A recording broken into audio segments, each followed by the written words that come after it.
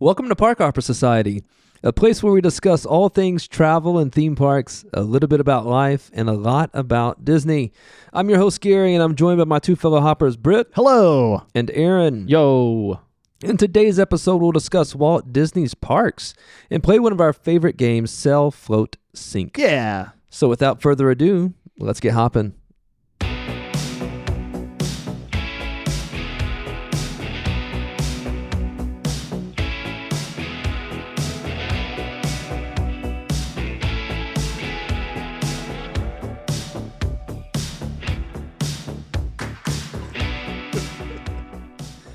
So it's no secret that we love Disney parks.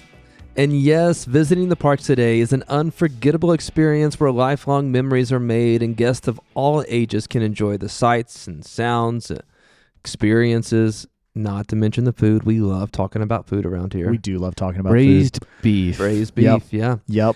But today we thought we'd go back in time and revisit Walt Disney's parks. So the parks that Walt really had a hand in not only building but also dreaming up and planning all the things. So let's hop in our little Park Hopper time machine and go back in time to the summer. I want to say of '69, but No, that'd that'd be too late. be too late. He was dead by then. That's God, It's man. true. That's like a dark turn. Just saying. Well, spoiler alert, he dies. No, the summer of 1955. He was still alive then. Yeah. Well, I guess really, too, we're going back Yeah. further than that. Yeah, because really this story starts, well, we don't really know when. Supposedly, it begins when he was sitting at a park one day with his daughters, Griffith Park in L.A. watching them ride the merry-go-round. Yep. And he thought to himself, wouldn't it be nice if there was a place where the adults and the kids could both go together and enjoy their time? There's something for everybody. Yeah. Supposedly, that's the story. The actual story is probably not that. Walt liked to add his own mythology to things. That's the enchanted story. It is. He was a great storyteller. Yeah. Old sneaky wizard. Yeah. Yeah. That's, And so my understanding, too, of theme parks, amusement parks during that time, they were kind of just dirty and maybe poorly maintained. I mean, I imagine, so we have a fair that comes to our town every year. Yes. And at this point, I'm not saying that I refuse to go, No. but I don't go. And it just, to my knowledge, they've never had any major accidents there. It seems like you're taking a risk to go ride their rides. A risk that I did not realize when I was a child. Oh, no, 100%. Right? Yeah, no, it's just fun back I then. hopped in the Ferris wheel just like, oh, this thing's great. Yeah, it's sturdy. normal for them to wobble. Yeah, and all the noises that they make, and you just, I don't know. Anyways, I don't do that as much. Yep. Anymore. Nope. So I imagine that in the 40s and 50s, I mean, there's no safety organization to oversee any of that stuff, right? No, and at that point, it's very much, I mean, you've got some rides that people have done, but you're literally building the rides. Yeah. For your own park. Right.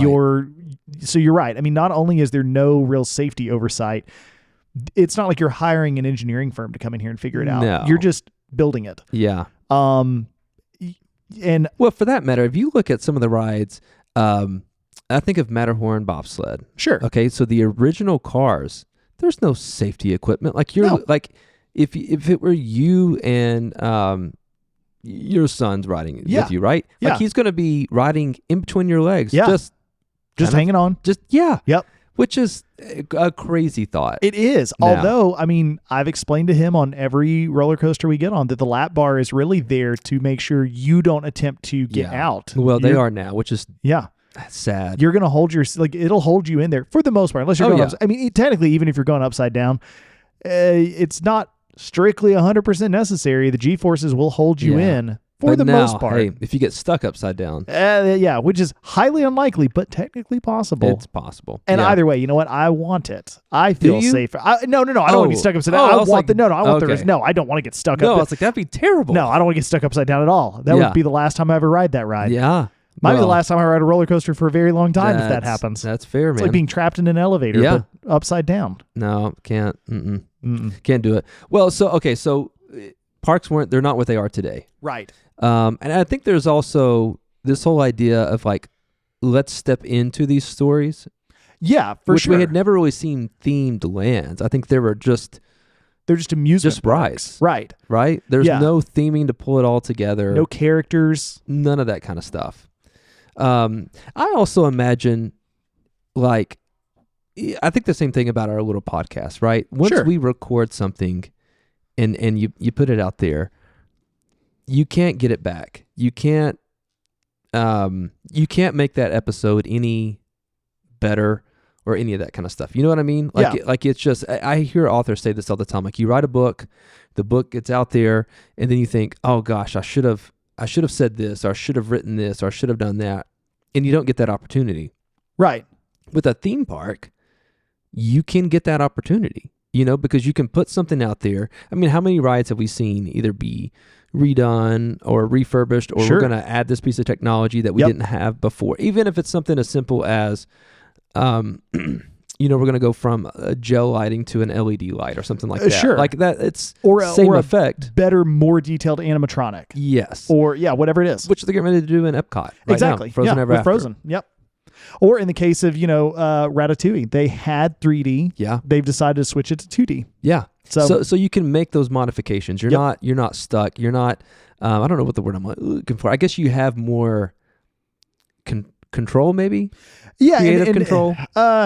Yeah, I mean, you're just not locked into anything, right? Yeah. I mean, you can always be improving it. You can always be changing it. And that was a big part of Walt's philosophy, right? That we're never actually done here. Yeah.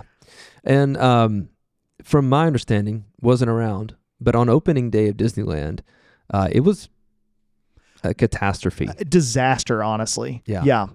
I mean, from maybe unfinished attractions. I know I've heard about, I don't know the exact numbers.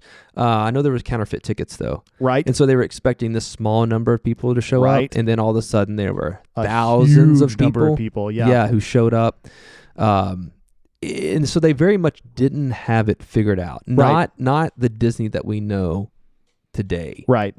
And of course this is going to be extremely popular. I mean, sometimes when I think about Disney and I think about rides that are still in existence today, or I've seen videos of, I think about them debuting in the 50s and 60s, and I think like this would have blown people's mind. Absolutely. Like, you think about Snow White, yeah. right? Which used to be at Disney World, still is at Disneyland. Yep. Very much is an old attraction, but absolutely mind-blowing. Peter Pan. Yeah. Is another one. That's the one I was thinking of. Peter Pan. Yeah. Jungle Cruise. Sure. Which was an opening day attraction there. A very different attraction than what it is now, though. Yeah. In a way, it was so far ahead of its time. Yeah. Yeah, absolutely. I think what Walt probably intended, it was more of like Kilimanjaro safaris is today. That's exactly what it was. And originally he did indeed want live animals, which, as you can imagine, would have been insane. But I mean, there was no insane idea for Walt, right? Right. Yeah. There were all things were possible to him. It was Roy was the one that really had to say, yeah, but that one's not really, that's not realistic. Yeah. Let's pull it back in a little bit. Oh yeah. Yeah. Those, I think about that. You mentioned Snow White. We talked about Peter Pan, Mr. Toad's Wild Ride. Oh yeah. Again, all of these where you can truly be part of the story. Yeah. And I think it would have, again, if you're in 1955, you've never seen, to my knowledge, you've never seen anything like this. Never experienced, for sure, from a theming standpoint. Yeah.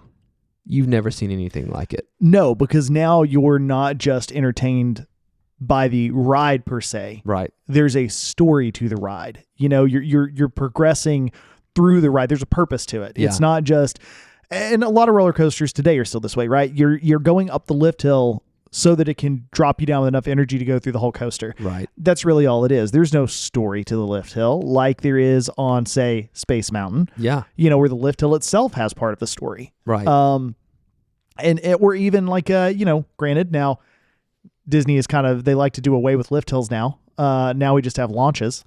But, you know, which I prefer, really. It's cool. It's cool. But, you know, whether it is Tron or Guardians or even Rock and Roller Coaster, right? The launch is not just a way to propel you into the ride. It's part of the story. Yeah.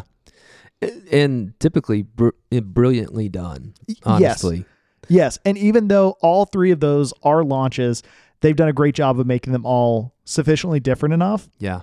That I don't, I say that's just all they do now, but that's okay. I'd take a fourth or a fifth version of it. Yeah, absolutely. You know, it's really, really fun. I think one of the things that Disney did that was genius too is they had, I can't remember if it was maybe on ABC, but they did The Wonderful World of Color. Yeah. And they had this whole TV series where they would introduce you to like Frontierland and Tomorrowland and preview for America, really, hey, this is what's coming. Yeah. And then the park, it opened. Yep. And again, you could actually the stuff that you've been watching on TV, now you can step in and be a part of. That's right. So pretty incredible. It wasn't long after that the park opened, just a few years, they started adding things. They added the Matterhorn was in 59. The submarine voyage was also in 59. The monorail, which was the first monorail in the Western Hemisphere. I think, I believe that is correct. How it was built. Yep. Also came in 1959. Yep. And was originally a ticketed attraction. Yeah. Which is that's crazy to think of. Well, especially if you're familiar with Disney World, because it's literally it's truly a piece of transportation. Yes. Right? Yes. You don't even have to get into the park. Right. As a matter of fact, I've been to Disney World not having a ticket and ridden the Epcot monorail just so I can kind of say I was inside of a park for a second. You know what I mean? That's true, because you do get to at least go through it. Yeah. Yeah. Whereas in Disneyland, you have to have a ticket for the park because it takes you from downtown Disney into Tomorrowland. Yep. That's where the other station. You are now in the park. Yep. So you actually scan in at that station there in downtown Disney. Now, well, I mean, originally it was a ticketed attraction, so I assume you always have had to have a ticket to go to Disneyland. To me, feels more like a ride. It is, for sure. Right. For sure. The way it swoops you around through, you get a little tour of that whole side of the park, really. It was really, really cool. It goes right by the Matterhorn. It does. Mean, you're right there. Yep. All over Autopia and over, which is now it's the Nemo ride, but it was 20,000 Leagues. Yeah, 20,000 Leagues Under the Sea. Also the People Mover, which that's right, will forever make me sad. Yeah, that it's not in Disneyland. Not in Disneyland. It's not in another Disney park, I don't think. I think the only People Mover is at Disney World. Good. Let them not have it. Well, that's true. But belongs here. I loves me some down People there. Mover. Well, what's sad was that when I went to Disneyland, the track is still there. It is. The platform is still. It's covered in leaves. Still there. Yeah, that's what looks so sad. I agree. It's even worse than it just being there. It's there and it's dilapidated. Yeah. So what could have been? What was? What was?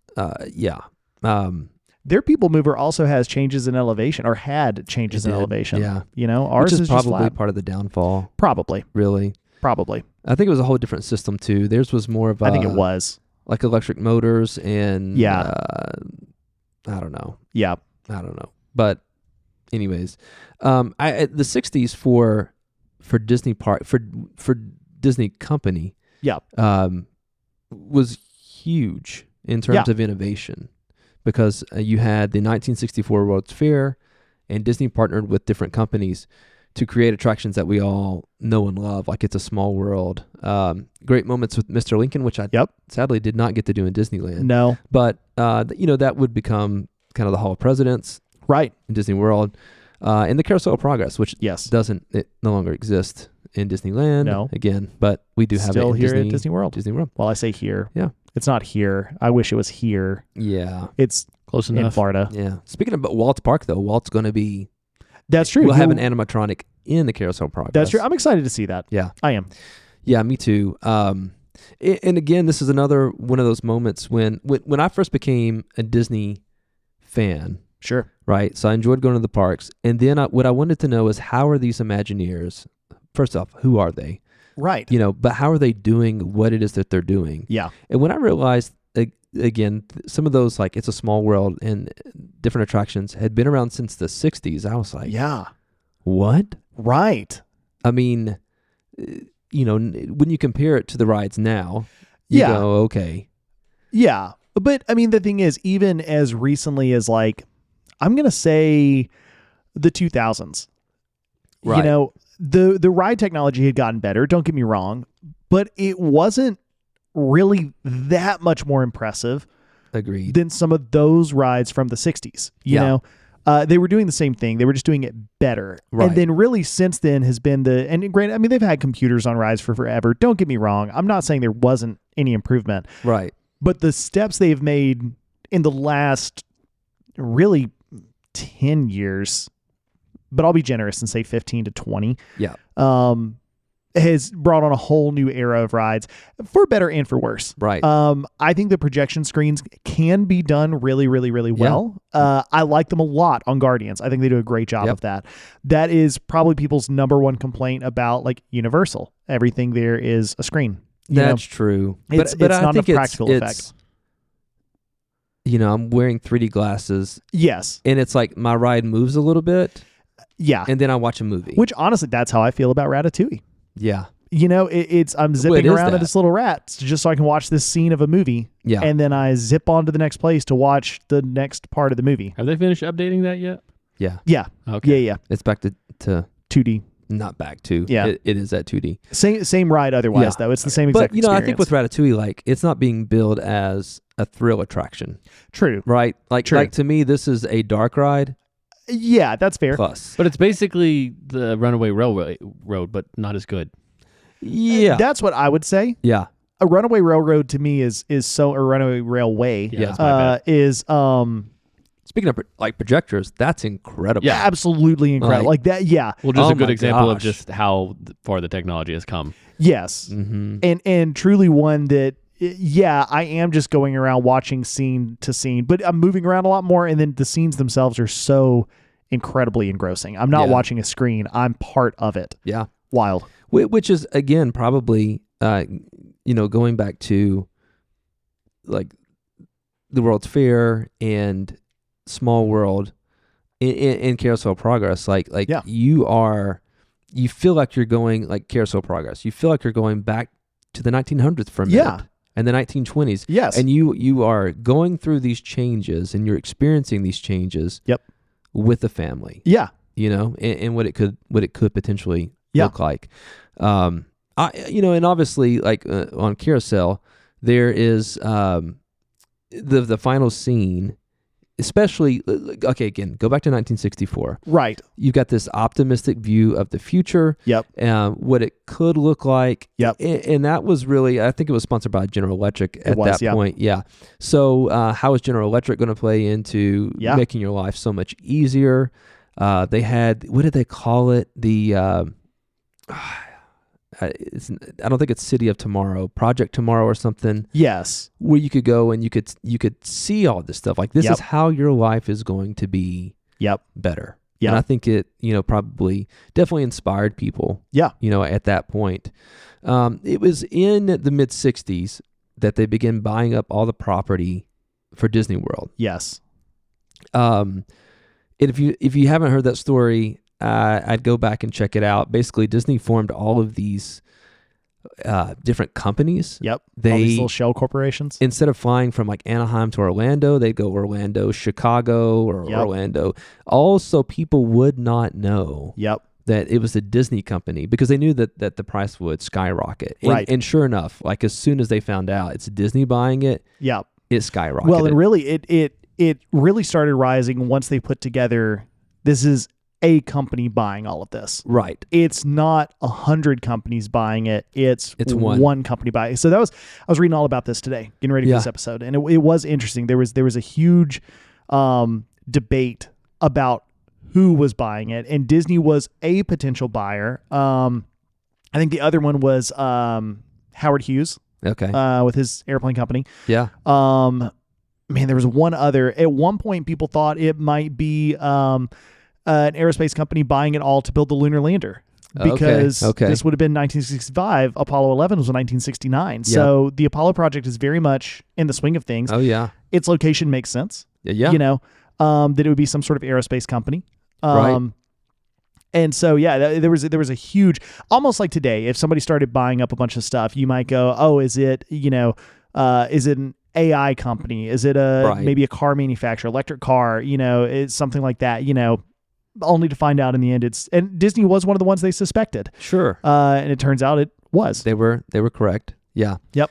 One of the things that they got in Florida that they did not have in California, though, was size. Yeah. It's what Walt himself said. We had Yeah. the blessing of space. Yeah. Because they had so much property Yeah.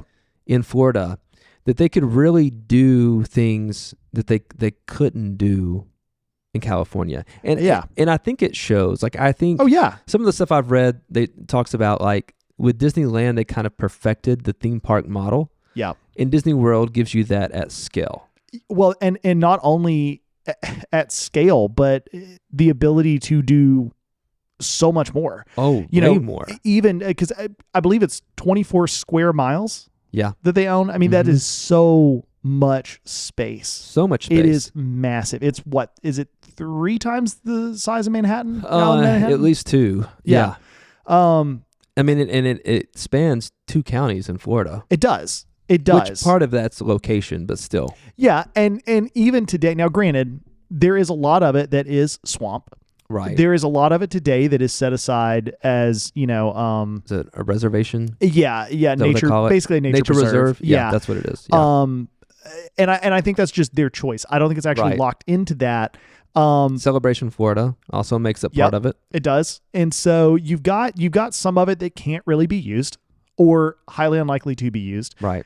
But the reality is there's a huge amount of the land that can be used, and they've really only used a very tiny portion of it, Very, very small. Yeah. Which I think is also by intent because, for the most part, when you're at a resort, well, depending on which one you're at, I don't feel like, I'm at this hotel, but I'm looking right across at that one. Right. You can see the other ones if you are on the monorail. Sure. Obviously, the boardwalk area, you've got all of them right there with each other. But again, Animal Kingdom Lodge sits all by itself. Coronado Springs all by itself. Even though the All-Star resorts can see the other All-Stars, they're all by themselves. Right. There's so much space, and especially for the parks themselves, it really truly does feel like when you're at Disney World. Disney World is the correct way to describe it. Yeah. It does feel like you are in a world. It does because we've talked about this before. You drive through the gates of Walt Disney World and you're now in the bubble. That's right. You don't see Orlando No, anymore. no, you don't. And that's not the case in Disneyland. Very much not. And I think there's a charm to Disneyland that Disney World is missing. I completely agree with that. But there's also, like at Disney World, simple things that I wasn't expecting, like the sidewalks feel a little wider. Yes. There's more bathrooms. And bigger bathrooms. There's more stalls in the bathrooms. Yeah. Let me tell you, if you haven't been to Disneyland, you better find the bathrooms on the map. There aren't that many. And they are kind of hidden, honestly. They are hidden and they are small. At least when the ones that I've visited. Yeah. That's the way it felt. Yeah, like honestly, like at Disneyland, like if the bathroom is, and I didn't count. Yeah. But I'm gonna go out on a limb and say if there were 8 stalls in the bathroom, that was a big one. Yeah. Whereas like at Disney World, I can think of several that have, I don't know, 30 stalls in them. I was going to say stalls for days. Yeah. Really? Yeah. Yeah.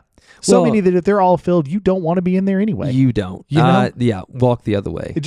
Find a different bathroom. So when you think about, though, Walt's plan for the Florida project, it's vastly different than what we have today. Yes. And it is. And, when we started talking about this, we started with the question of, because people ask us all the time, what would Walt think of the parks today? Right. And I think it's a fair question. I get why people are asking it, but I think if you really think about it, I'll be honest. I think if Walt saw the parks today, I think the first thing you would say is, what in the heck happened? Yeah. Because this isn't at all what we had talked about. No, especially for Epcot. Right. And I love Epcot. I do too. Epcot is my favorite. But the only park in Disney World, first of all, the only park that he ever planned was the Magic Kingdom. Yeah, that was it. And it's also not what he planned. Right. But the rest of it is wildly different from his way idea. Different. Yeah. Yeah. especially when you think of Epcot. I mean, Epcot was truly supposed to be a working city. Yes. And the things that you were seeing in, like we talked about, the People Mover, Yeah. the monorail, Yep. those were all going to be parts of this city or this Yeah. community of tomorrow. Yep. And so, on the one hand, again, I love Epcot, and I love the other theme parks I do too. across the globe. But there's part of me that wants to see what would that experimental prototype community of tomorrow really, what would it have looked like? Could you have done it? Because I think at one point he talks about you're going to have was it 500 acre that's completely enclosed? Yes. Like in in a the dome 60s. with can perfect weather all the time. Yeah. Yeah. And like that's incredible, right? Like Yeah. if you can make that happen. I don't know if we can make that happen today. No, because I went back and I watched the Florida Project video. Yeah. And when he talked about that was my immediate thought is I don't think, and I'm not an engineer, No, not at all. but I'm going to pretend I am for just a second. And if you are an engineer and you're listening, feel free to fact check me on this. Yeah. I don't think it's physically possible to build a dome that large that could support itself. Right. And Because even, underneath it, you were going to have 2 levels of roadway. Because one was for trucks. Yep. It was level 1. Level 2 is for your cars that are just going through and parking. And then you're going to have, you would have had the monorail coming in because the monorail, it's like, okay, you're going to, when you were enter the property, you could get on the monorail and it was going to take you through, first off, an industrial park. Right, which I thought was very odd. Well, you get, because you go to the main entrance complex. Yeah. Which would be north of the airport, by the way. North of the airport, yeah. Because south, we're gonna south of the property. Yes. But right off of I-4. Yeah, so the airport is south of really anything they built. Yep. The entrance complex would be where the Wide World of Sports, ESPN Wide World of Sports that is, area. more or less. That's it. You're right. Then you would get on a monorail. You would ride through the industrial park, which is almost exactly where Epcot itself is today. Yeah. That's where the industrial park would have been. And then through the city of Epcot. Yeah. And I was going to say, one last thing about this dome, because this just blew my mind that they rebuilt this dome. Because again, even if you're an engineer, you're like, no, we could totally do that. That's totally possible, you idiot. Well, here's the thing.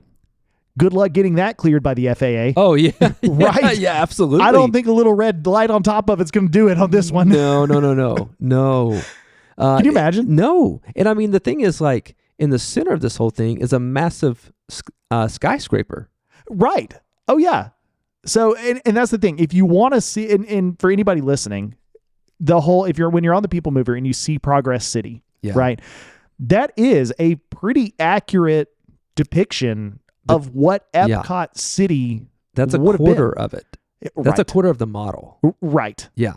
Yeah. But that's exactly, So you have the big building in the center. Yep. You've got the shops and stuff that come out from there. And you've got, like you said, you have multiple layers of this too. Because there's apartments on the high density housing, I think is what they called it, on the outside. And then you have a green belt. Yep. And then, the People Movers are going to bring you out to the suburban or whatever you call it area. And that's where you'll get in your car. Yeah. To drive back to your house. If you have one.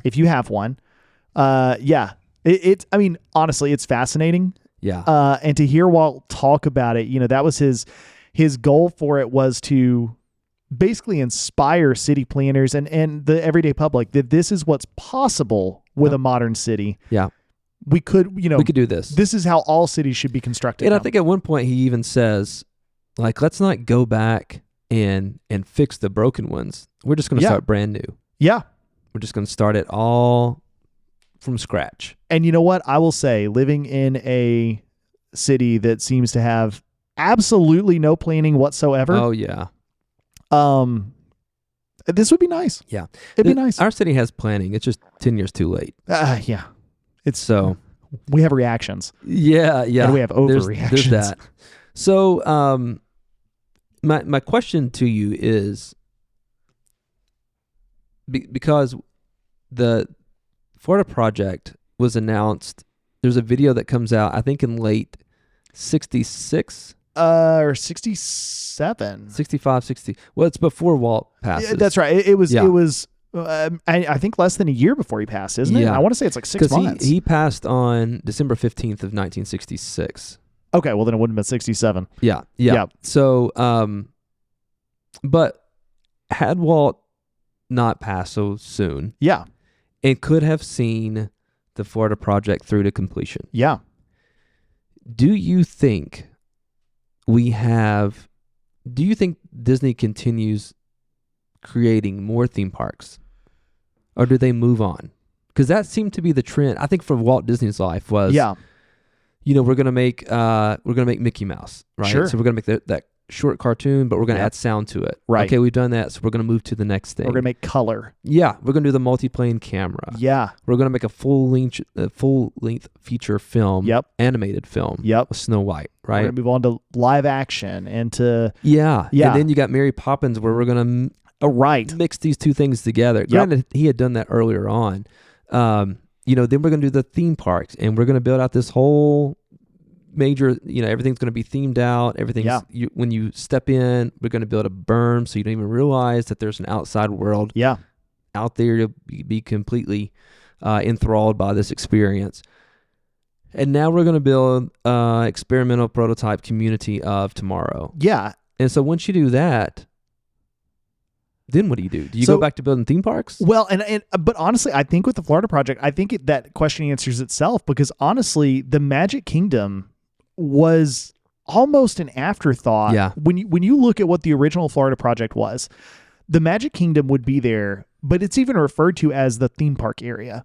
Right. It's not the Magic Kingdom. No, and it's not the focal point. No, of not the at project. all. It's there basically because people expect it to be. Yeah. And they need to make some money. And because that was kind of the justification for this whole thing to begin with, right? Yep. They wanted to put a Disney park on the East Coast. Yeah.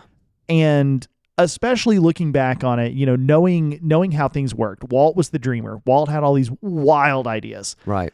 Roy was the one that brought it back to earth. Yeah. Or found a way to pay for it.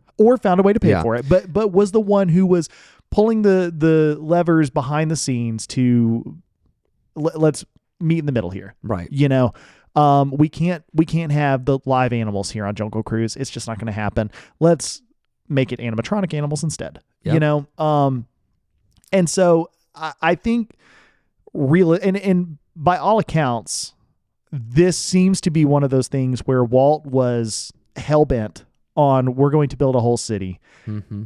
He might have been the only one who really truly believed that was going to happen. Yeah. Everybody else seemed to understand there are issues with this. However, Walt also was a force to be reckoned with. Yeah. Walt got what Walt wanted most of the time. Yeah, and that's when I said earlier, they needed the theme park to make money. Not for the sake of making money. No.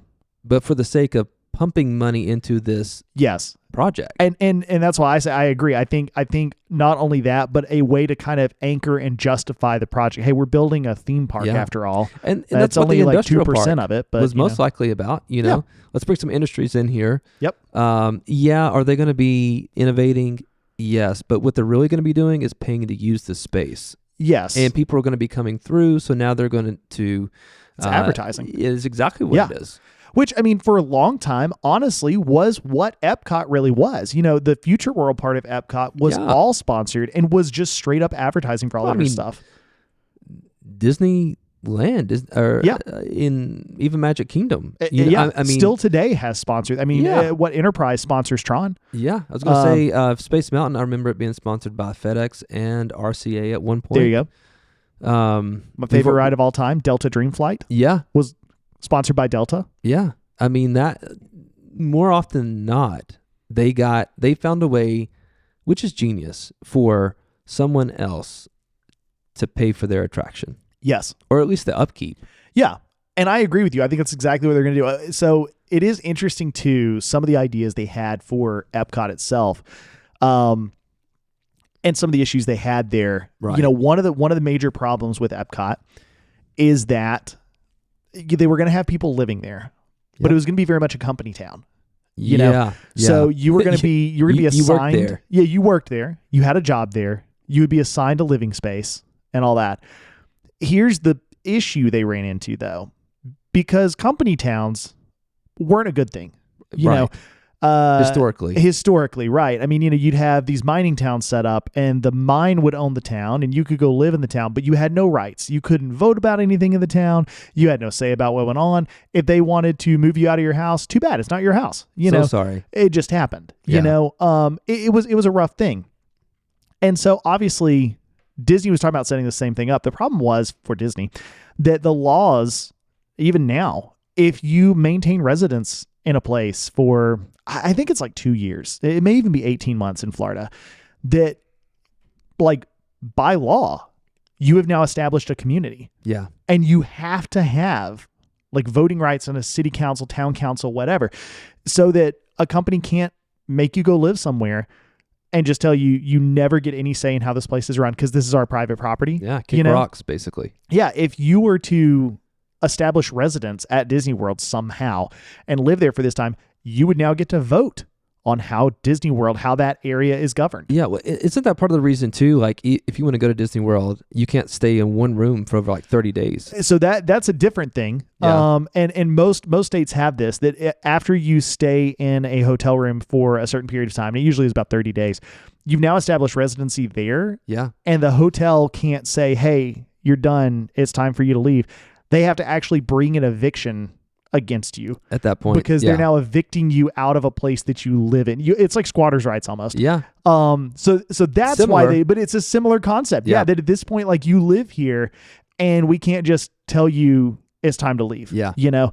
But yes, it is the same thing so that, you know, people can't pull a fast one there. But yes, even after that, after a certain amount of time, again, you've now established that not only is this your place of residence, but this is now a community. It's a township. And so that was one issue they would have to figure out how to overcome. Another one was paying for it. And this was interesting too, that there was an idea floated that basically if you lived in Epcot, not only would you have a job and all that, but also there would be a lot of things provided for you. Okay. And those things would be provided for you by whatever company was doing it at the time. So, you know, for instance, it may be that Gillette is developing a new razor blade. So congratulations. Here's your Gillette razor. Use it and let us know what you think about it. Okay. And try this Crest toothpaste. But for you, we're going to give you some Colgate. And we're going to see which one. How do we do? It's basically consumer testing. That's exactly what it is. In a controlled-ish environment. Yeah. You would literally have a city you could rent. Yeah. And test things with. Which is kind of crazy to think about. It is. And is kind of dystopian. Yeah. But at the same time, I'm not going to lie. Like, I'd kind of be down for it for a little while. Yeah, you know? would hate it. It just depends on... I mean, razor blades and toothpaste I would do, you know, if they're like, here's we're going to call it a supplement. Take that and let us know how you feel. That's probably where I draw the line. No, I'm not doing that. Yeah. But, you know. You want the magic Disney pill? I think I don't know. Well, never mind.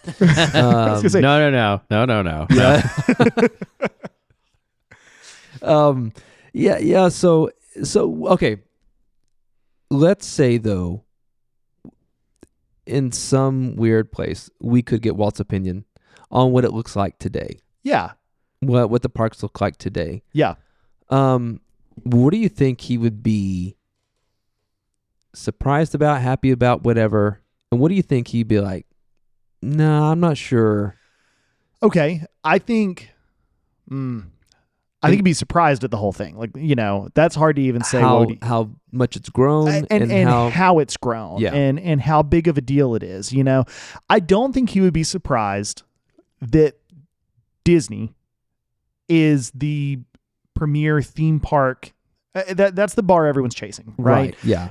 Universal has done a great job. Don't get me wrong. I think Universal has done a fantastic job. And continue to do a great job. And I think they are now pushing Disney far more than they ever have. But I still think that in the grand scheme of things, Disney's the number one. Yeah. I don't think Walt would be surprised at that. I think he'd be very proud of that. Because that was the way it was when he passed. Yes. In terms of theme parks. Yes. I think the park he would be most in love with would be Animal Kingdom. Sure. Because I think that reflects a lot of his original ideas for Disneyland, and especially his desire for people to have a place where they could go and have unique experiences and learn about stuff. I mean, again, Jungle Cruise was originally an educational ride about these animals of the jungle. Yeah. Edutainment. And that's exactly what Kilimanjaro Safaris is now. In my opinion, somewhat to a fault. I wish they would go back to the storyline of like chasing the poachers, escaping from the poachers, whatever. I thought that was fun. Yeah, me too. Little Red probably didn't think it was fun. But, you know. and I mean, that's what Epcot is. Epcot was built on edutainment. Yes. And honestly, I think once Walt got over the extreme disappointment that this is what they've done with Epcot. Right. You know, that I think he would honestly like Epcot in a lot of ways. I think he would like that it is a permanent World's Fair. Yeah. You know, I think that he would like that it's a little sampling of world culture. I think he would really like that. But would he like the braised beef? Who doesn't? I think he has. It's not a choice. You have to like the braised beef. Walt was like a canned chili guy. Oh, okay. So braised beef would have been like, that's true. Wait, you know what I mean? Like from my true. understanding, I don't know if it's really canned chili, but I think it was like chili and like a.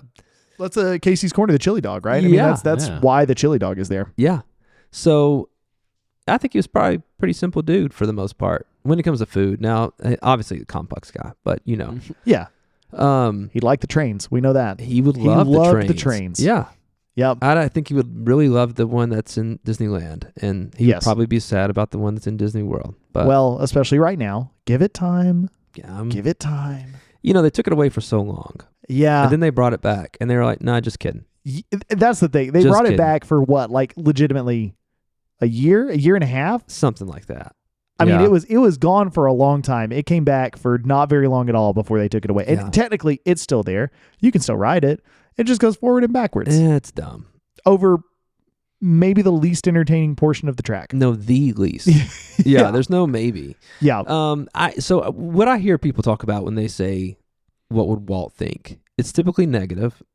I agree. And it's like, you know, Walt would be rolling in his grave if he saw these prices and all this kind of stuff. And maybe. Sure. Maybe. I think as far forward as the parks have come, I think they would probably be even further down the pike. Sure. If he were around today. Yeah.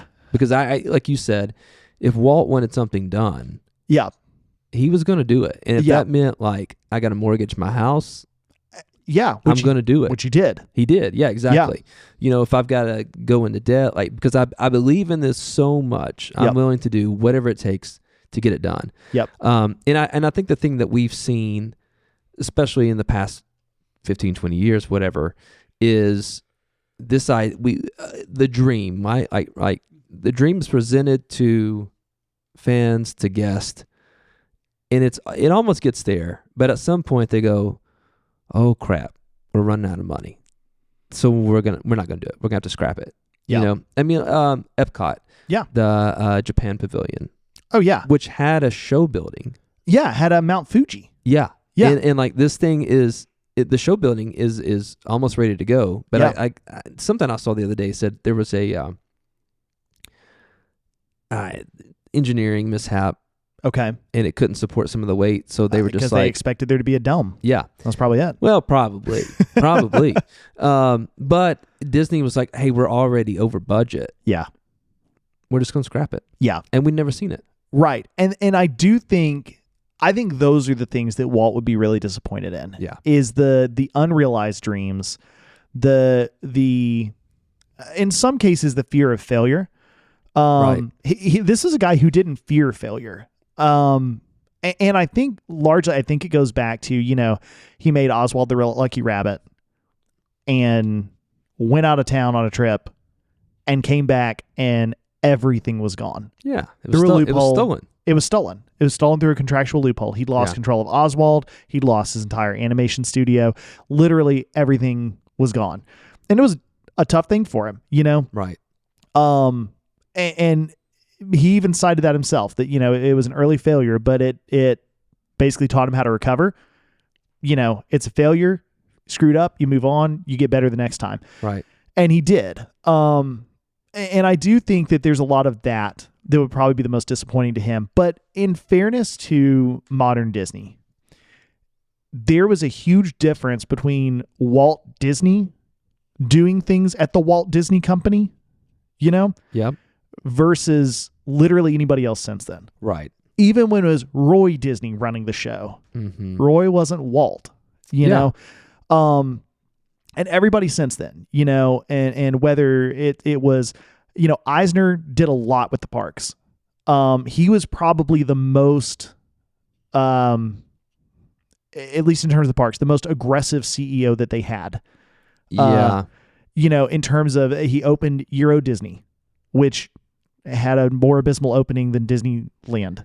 Yeah. At least Disneyland had a successful but chaotic opening. Euro Disney flopped. Well, just hemorrhaging money. Yeah. And even today, it's still trying to figure itself out, really, as Disneyland Paris. Well, for Disney World, in terms of development, Eisner did wonders. He did. People underneath him during his tenure. But he was, and I know a lot of people have a lot of opinions about him, and that's fine. So do I. And mostly the end of his time there. Yes.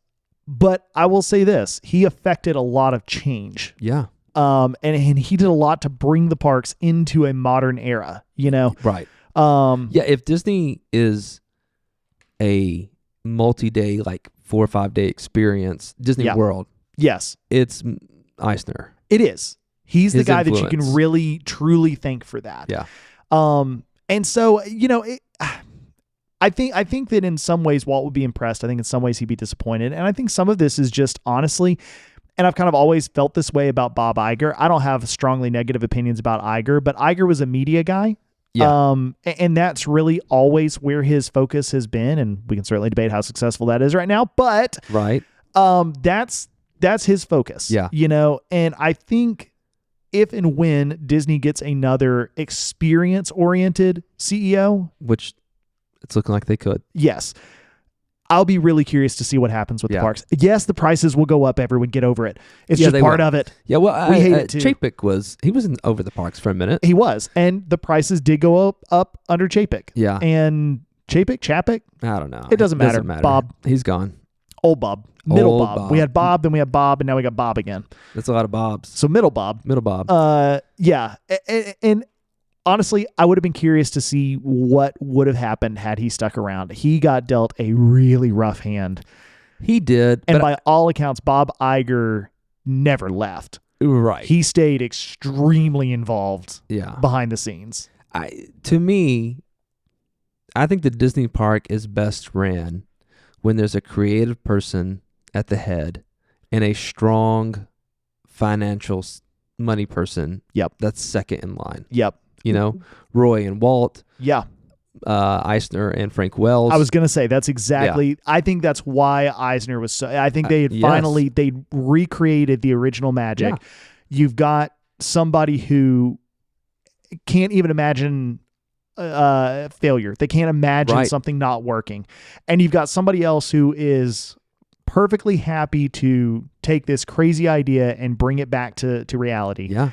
And it's really after Wells passes that people start seeing Eisner misstep. Because nobody was there to check Eisner anymore. Yeah. Now he could pursue these harebrained ideas and nobody was there to really rein it in and find, hey, you've got a diamond in the rough. Let's polish it here. Yeah. Instead they just kept installing rough diamonds everywhere and it showed. Yeah. Splash Mountain is a great example of that. And I loved Splash Mountain, and I think the ride itself is great. And everybody thinks, oh, Splash Mountain, because you splash down at the end. No, it's called Splash Mountain because they had a ride, and they also released the movie Splash. Yeah, beginning of Synergy. Yes, and Michael Eisner literally was like, we need to put Splash on something in the park. Let's put it on this mountain. And they were like, it has nothing to do with Splash, the movie. He's like, it's fine. And so put it up there. And I'll be honest. Splash, it was about the dolphin or something? Mermaid. Mermaid. Yeah. What the crap does that have to do with a mountain? No, it has nothing to do with it. And that's the whole point. The only thing Splash has to do at all is you splash at the end of the mountain. And I guarantee you, there are plenty of people listening to this right now that are like, I'm going to Google that right now and see if that's really true. It is true. Yeah. I dare you to Google it. The only thing that makes less sense is they put the Splash statue in the middle of MGM Studios at the time. Right.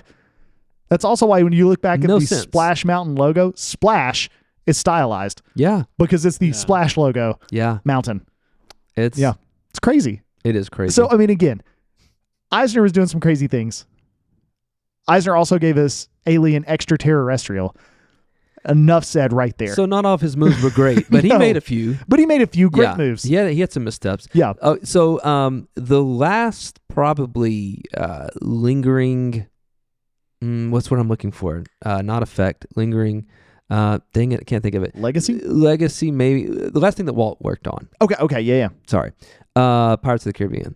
Sure, okay. That was the last attraction. It opened in 1967. Sure. After he passed. Yep. And so that's maybe the thing that he left us with in terms of theme park. Yeah. He willed Stuff. Johnny Depp into existence. No, he didn't. No.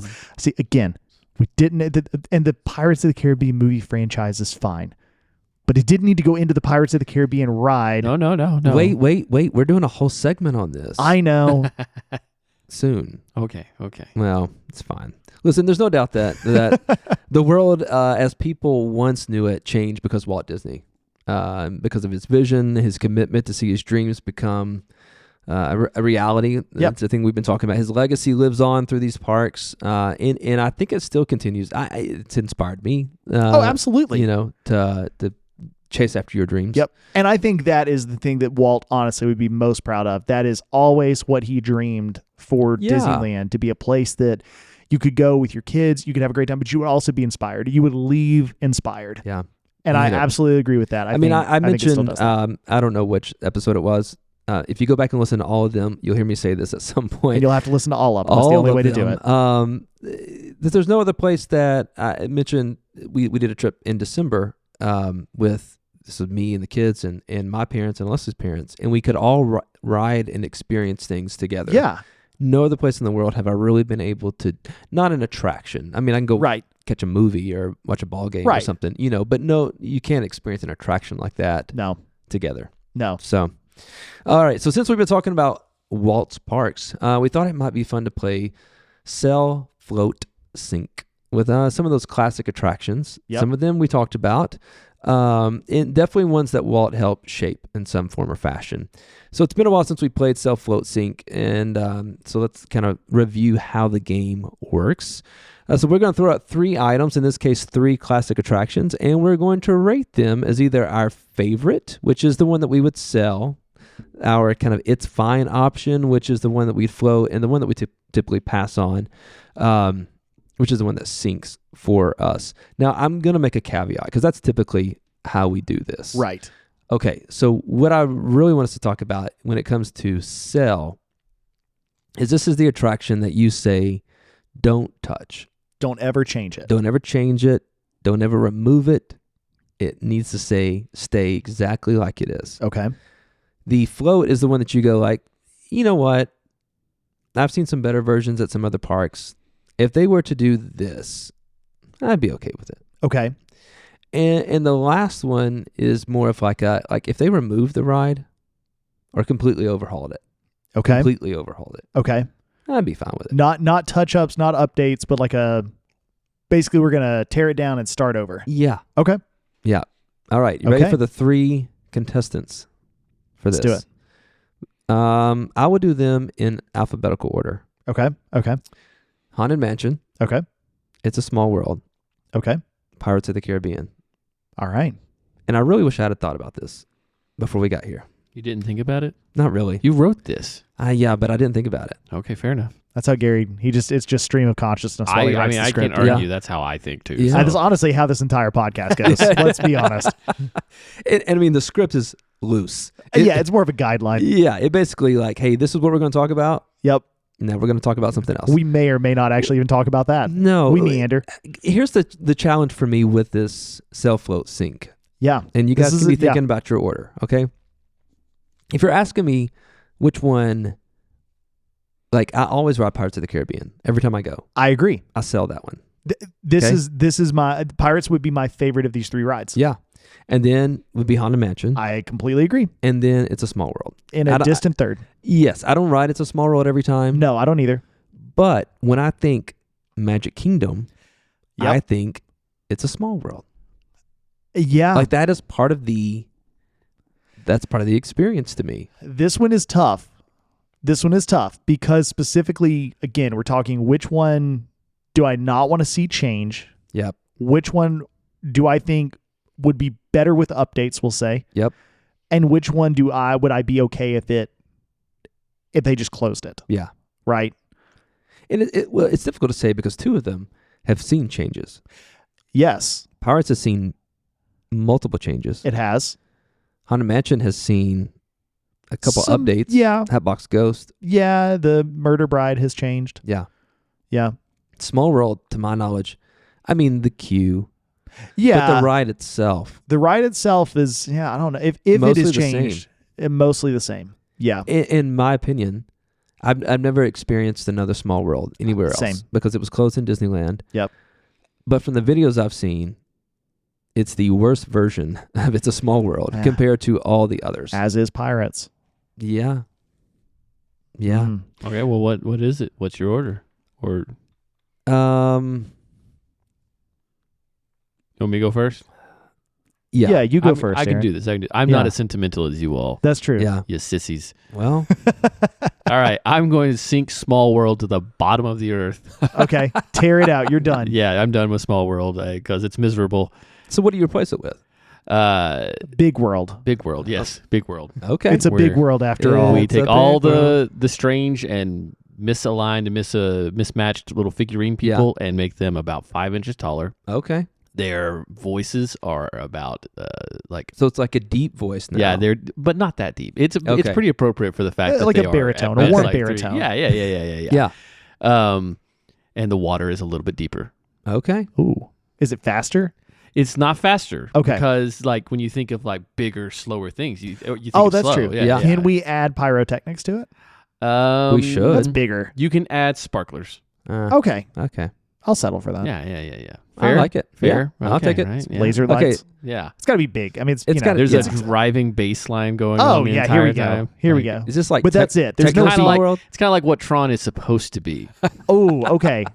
Yes. I like this. So this is Big World. So it's 9 Inch Nails. Yes, Does 9 Inch Nails. It's a Small World. Jared Leto is waiting for you. At the Oh, I do not want that creepy voice behind me as I'm rotting. Small World always has like a creep factor to it. Anyways, It does. It so- does. It does. It's 100% it unsettling. does. Yep. I would not want to be in there at night.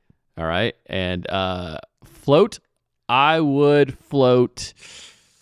I'd float Haunted Mansion Okay. because I really like Haunted Mansion, but I think it could be better. But maybe here's the thing: I would love to experience like the Nightmare Before Christmas version of Okay. Haunted Oh, Mansion yeah, because that's- I yeah. love the Nightmare Before Christmas. So maybe I would actually sail Haunted Mansion, but I haven't experienced that, so I can't say for sure. Yeah. That's fair. But that brings me to my final one, and I know there's like rumors that like Walt Disney, his last words were Kurt Russell and stuff like that. But in truth, what it was Johnny Depp, and he had a prophetic vision of he picked up a giant clam and opened it, and there was baby Johnny Depp there, and Was he's like, Johnny I have to born? do what?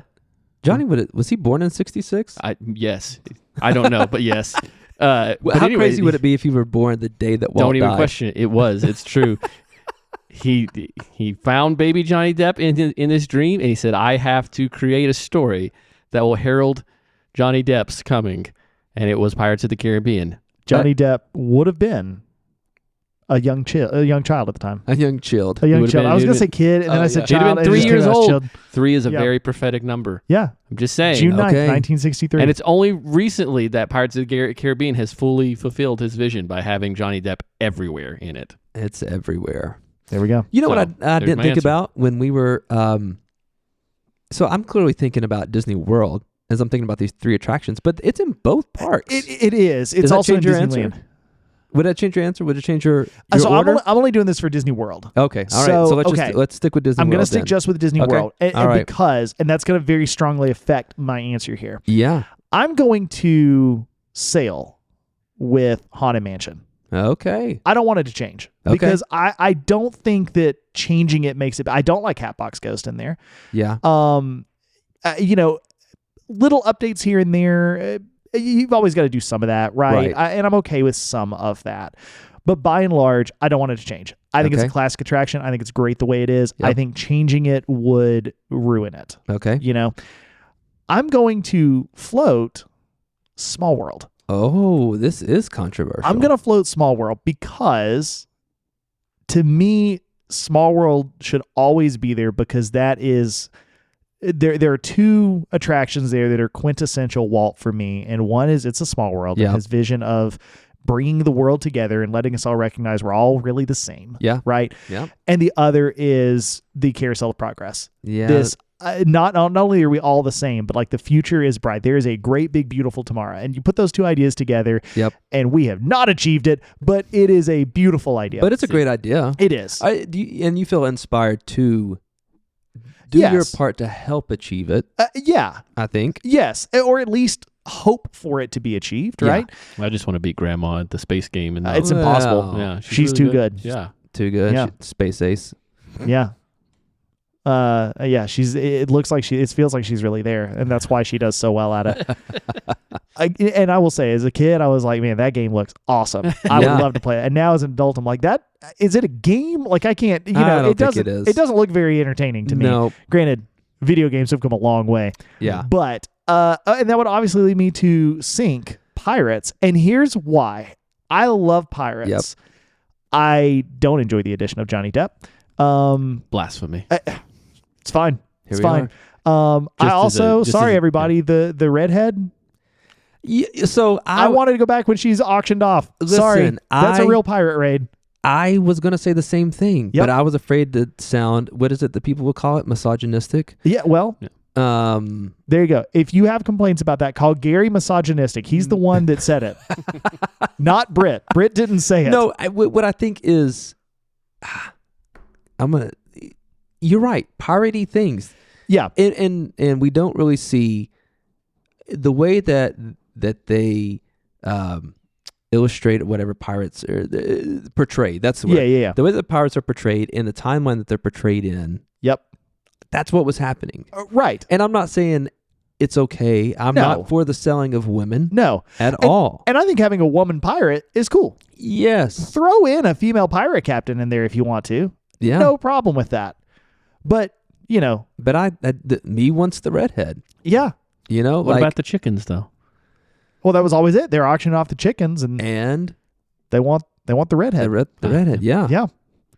Yeah. Forget the rum. Yeah. He wants the redhead. Yeah. He wants the redhead. Yeah. That's like a caveman. Oh yeah, no, I mean it's but that's the whole thing. It's barbaric. They are basically cavemen on a boat.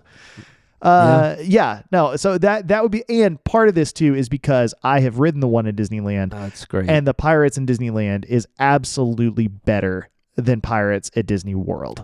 So would you change it to the Pirates in Shanghai? Have you seen that? I was about to say. Yeah. Now you give me that one, which is all Johnny Depp. Which but it's like a movie. Yes, it looks insane. So again, I'm either fine with them closing and I'm not. I don't ever want it to leave. But if I have to pick one of these, get rid of Pirates altogether or wholly redesign it. Give me crazy, insane Pirates. Not in my opinion, the worst version of this ride. Yeah. And again, I love the ride. I ride it every time. I like better in Disney World. Oh, 100%. In Disneyland. But honestly, most of the queues in Disneyland, I would feel that way about. Most of them are literally just aligned. Yep. Disney World is where they started designing queues with an actual story in mind. They had space. They could do that. That's exactly what they did. Yeah. And not only that, but they put a lot of them inside. Right. It's hot. It's hot. Well, and it also hides the line. Yeah. Right. Which the switchback, that was the original idea behind the switchback. The line is not a line. It hides the line, but you can still see the crowd. So in Disney World, they started putting them all inside. So now when you walk by the attraction, you don't know how long the line is, which doesn't fool you into coming in, but then you don't feel like, man, all these lines are so long today. Yeah. Now they just put it on an app and you look at the app and you're like, man, all these lines are so long today. I'll buy Lightning Lane. Yeah. But really, I go, are these lines long or do you want me to buy Lightning Lane? Oh, I know they're lying about it. Yeah. 70%. That's the average. Yeah. I may or may not have kept track of this on a spreadsheet for a while. I hope we do a whole episode dedicated to wait times and some of that. We should do that. I think I would probably agree with Aaron. Maybe not on the Johnny Depp take. Although, just to be clear, that's for the memes. Yeah. That's all it is. Wait, so you were lying? No. Just because I don't agree. Embellishing? Just because I don't agree with Walt Disney's true vision doesn't mean I do. Yeah. Well, I mean, it was for me. It was the last attraction that he had something had his hand on, and influenced, and so I almost as a tribute to him, I say leave it. Leave it just like it is. That's fair. Haunted Mansion, you can make some updates here or there, and I'd be okay with it. I love it just like it is. I'm not even mad at the Hatbox Ghost. We could talk about where he's located in Disney World. That's it. Put him in a better place. He feels like a spoiler. Yeah. Yeah, and also it just feels like they were like, we've got some space here. Yeah. What it was probably, either space or like, hey, the powers ran right there that we can connect to easily. There's an outlet right Here we here on go. the wall. Yeah. He's on Here a we wall. go. And then Small World. Is it the quintessential Disney attraction?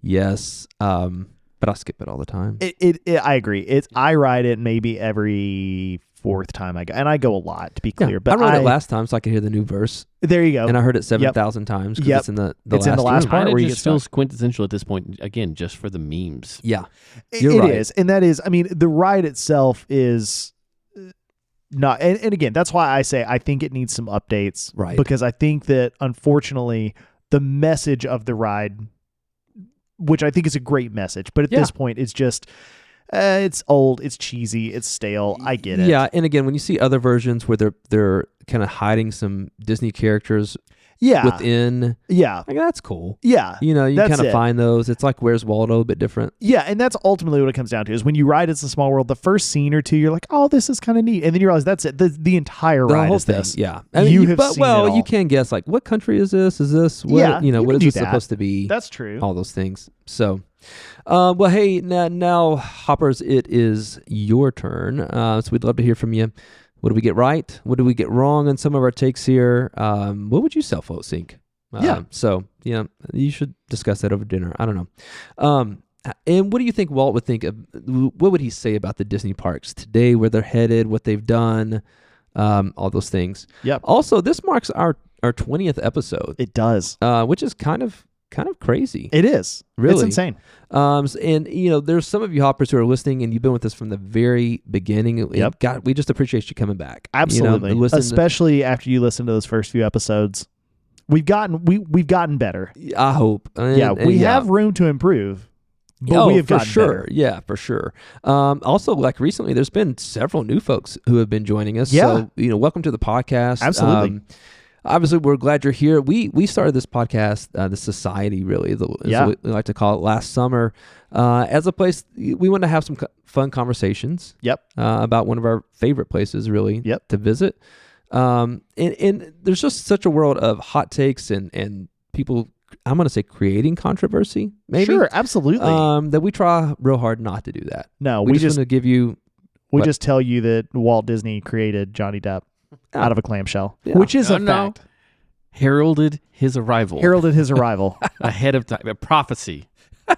He prophesied. Get it right. Okay, what I was thinking is we would share our fair, somewhat level-headed opinions without presenting everything through either, magic-colored glasses or a constant state of cynicism. Yep. Which sometimes we probably get to one side. A little bit of both. It's fine. We're having fun. At least we give you a little bit of both. Yeah. We try to be fair. Yeah. So, we're working on some things for 2026 though. Yeah.